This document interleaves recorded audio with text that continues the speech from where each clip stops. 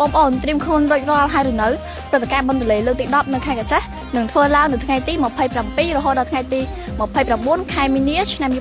2026នៅសប្តាហ៍ក្រោយហ្នឹងហើយព្រឹត្តិការណ៍បុណ្យទន្លេលើកនេះនឹងធ្វើឡើងក្រោមវិធានបទទន្លេបៃតងបេតិកភណ្ឌវប្បធម៌និងធម្មជាតិមហាសាលក្នុងនោះរួមមានការកំសាន្តជាច្រើនមានទាំងកីឡារូបកំសាន្តមហាជននិងកីឡាបារ៉ាម៉ូតូហោះលើមេឃក៏ដូចជាកីឡាទេសចរណ៍ជាច្រើនទៀតអ្នកចូលចិត្តញ៉ាំអ្នកចូលចិត្ត shopping អីកុំបារម្ភគេមានស្តង់តាំងពីផលផលក្នុងស្រុកជាច្រើនហើយនៅក្នុងនោះដែរមានទាំងម្ហូបអាហារនិងភេសជ្ជៈដ៏សម្បូរបែបជាច្រើនព្រមទាំងមានការសម្ដែងសិល្បៈនិងរបាំប្រពៃណីទៀតផងហើយអ្នកទាំងអស់គ្នាកុំភ្លេចចូលរួមកម្មវិធីតុកឡានខេត្តកញ្ឆេះផងពេលយប់វិញកាន់តែពិសេសទៀតគេមានការប្រគំតន្ត្រីនិងការបណ្ដែតប្រតិបបួងសួងសុំសេចក្តីសុខទៀតផងអូអ្នកទាំងអស់គ្នាកុំភ្លេចចូលរួមទស្សនាកម្មវិធីអុកកំជុតរសស្អាតដើម្បីអបអរពិធីបើកបុណ្យទន្លេផងតោះនៅចាំឯទៀតមកលេងបុណ្យទន្លេខេត្តកញ្ឆេះទាំងអស់គ្នាជួបគ្នានៅបុណ្យទន្លេលើកទី